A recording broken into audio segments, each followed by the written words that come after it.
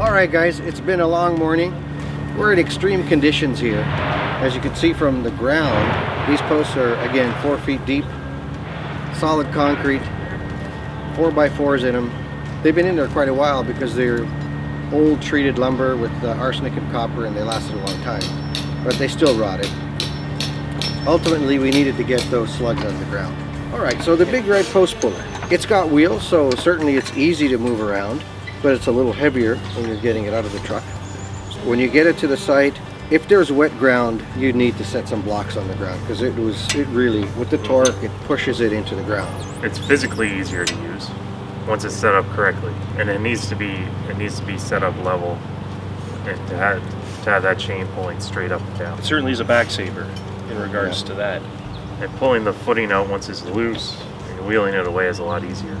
I think the arm in the front here, if you have a post that's actually not rotten and is still in the ground, with that extra torque that you can get with that post there, that would really be a time saver, I think, bringing it up. But wood posts, you know, this unit up front here, by the time you start ranking, at least these posts, maybe on a 6x6, if they're not rotten. If they're not rotten. But the big disadvantage we found was you can't loosen it. Once you have tension on that chain, if you run into difficulties where you have to reset it, we weren't getting that off with a lot of work. Then our backs were broken again. Then you've got to bend it forward and pull up whatever you got underneath it. And it's not too wide that you won't be able to get it through places.